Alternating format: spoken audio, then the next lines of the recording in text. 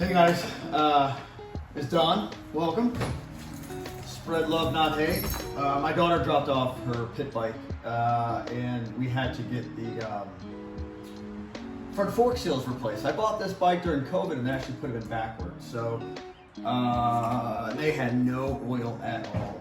I couldn't figure out how to do it after I took it apart, so I do some YouTube videos. So while this one is pretty much all the way back together, I'm going to show you how to do the other one. Right now, I'm just going to go ahead and measure. I got the fork all the way bottomed out, and I can see where my little oil mark is. So from here, where the oil is, I want about 110 millimeters. While that settles, before I do any more draining and stuff, let me get the parts that I have left over for it, which is just these two parts. Okay, so I've already cleaned everything. I didn't have any brake cleaner, so I used mineral spirits, a 1200 grit Brillo pad, Q-tips, and a lot of paper towel. I took it all apart and said, okay, I can remember this, and then when I put it back together, of course, it did not. One thing to keep in mind, and I'll pop the dust cover off and show you guys, because I actually flipped these things around 3 times. But if you could see, and I'm going to try to make sure it's zoomed in, the writing on that seal is facing up. So on the other side of this seal, it's open and there's a spring and there's a little lip, and that little lip is what actually holds the oil in. So these were upside down, installed backwards, whatever. So we're gonna go ahead and fix that now. There's a couple ways to do this, and because I had such a hard time, this is your dampening, whatever. Let me do that the right way. Okay, that's your top out spring, all right? And then you have your little cone right here. Because this is like basically like piston rings in a car. Anyway, I'm gonna go ahead and put this in. Let me just make sure, let me clean up a little bit to make sure that I'm not missing any parts. I use this to bang in my seals. Because again, I've never done this before. This is my first time. And if I'm not organized, I will mistakenly not put something where it needs to be. Got it. And you're over here, and you're here. Okay, so I got all my tools out of the way. So there we go. The cone I put on it in the beginning, and it didn't want to slide all the way through, so it's easier now to just kind of do it like that. And then I'm gonna go ahead and put my dust seal back on. I just took it off to show you guys. I mean, you could put it on at any time, but whatever, why not, you know? So you're gonna go ahead and slide this in, and gravity is gonna drop that to the bottom for this bolt with a crush washer that you don't have to replace. But if you want to, go ahead. I cleaned it all out, but a little piece of tape in there. So I'm gonna put the spring in just to give a little tension on it. And because, there we go, now it's easier for me to thread my 6mm Allen key in here to get this going.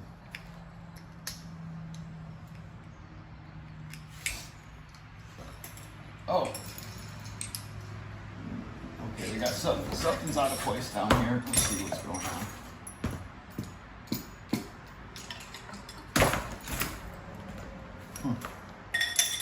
I think I might have fell off when it went in, and it was crooked in there, so it didn't want to. So be very careful going all the way down. There we go. It had fallen off. It wasn't lining up. All right, 6mm.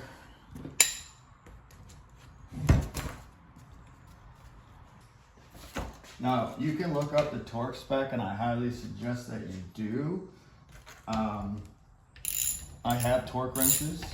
I just don't feel that this needs to be torqued. When I rebuilt an engine for my sons and daughters, 65, when they first got into motocross, I did torque all those down to the proper torque spec. So what I'm going to do is just put a screwdriver in here to give me something to pull back on, and then just give it a little like 2 grunts and a moan. That's it. 2 grunts and a moan 9 times out of 10, unless you're doing engine work, which would probably suffice. Okay, so that's this, that's that. Next thing that goes in is this metal washer here on top of the spring.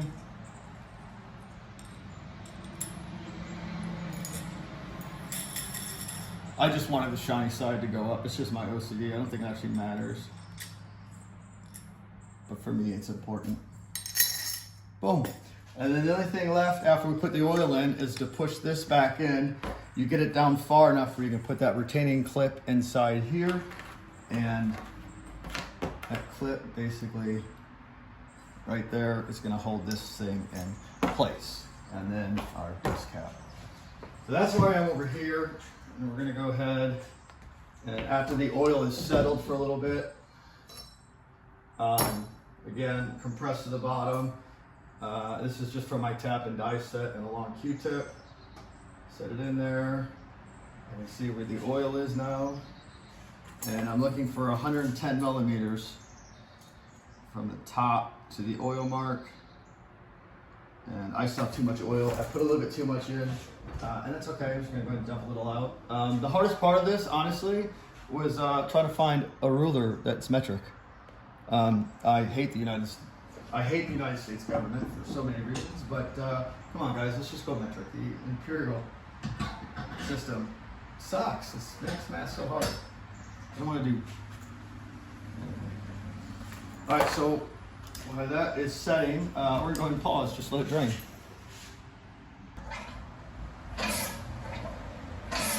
So I'm just working this through. I just want to get the oil in there, through the dampener, through the holes that are in that dampener,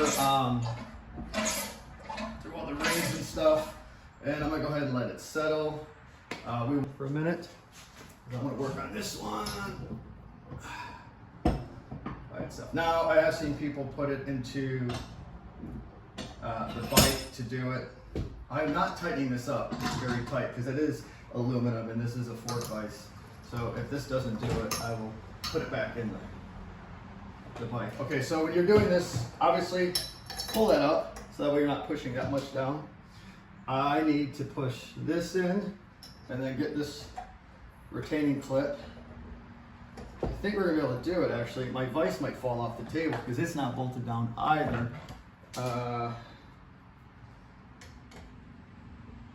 The only reason I'm not doing it on the bike is because I don't want to spill it and then have the oil.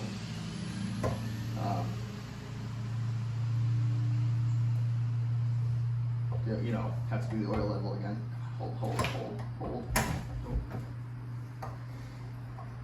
Oh, duh. Remember I just told you guys? I didn't do that, silly me. It wasn't actually that hard. Okay, so it's not actually that hard with the fork pulled up. You don't have to compress the spring is far down, you know, but I had the thing down, so yeah, got it. I didn't even need to be up on my toolbox. I think I can do it just regular. I don't need that much force. So the vise, like I said, isn't that tight. Another reason I'm doing this is if I don't and I'm putting it together and it falls over, I just got to start back over.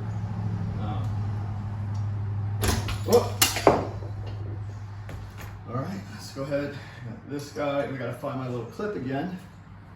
There's the first one. I'm going to go ahead and pause it because that flung out. Oh, there it is. We're good. It just goes to show you how loose my vise is. It's a little bit easier to push down. So what hand am I better with? Put on this clip. All right, as I'm pushing it in, you can see I don't want to push it too hard because I end up compressing the fork.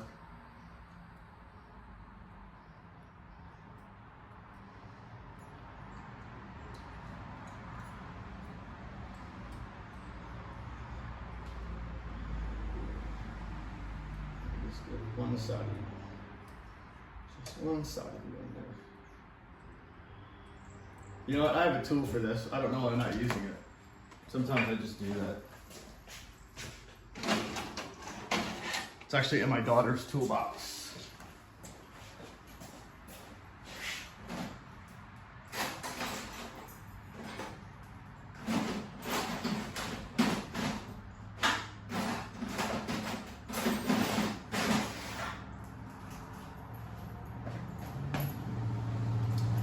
Now this doesn't actually have, yeah, that's not gonna work, because it doesn't have the holes in it, but that's the proper tool. This is just not that kind of a retaining spring. I don't have the right clip for it. All right, so back to getting in harmony with it and match energy of the springs. So we're not all fighting each other. Get this clip in.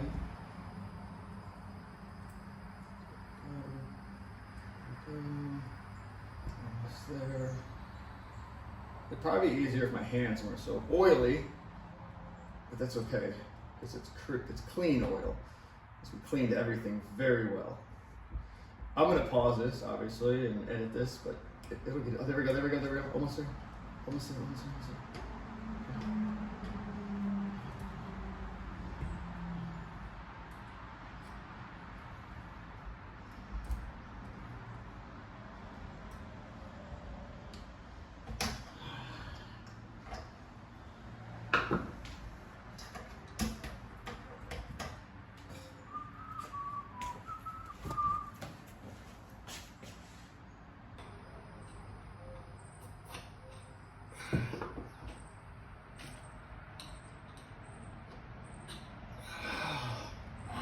Yeah, baby.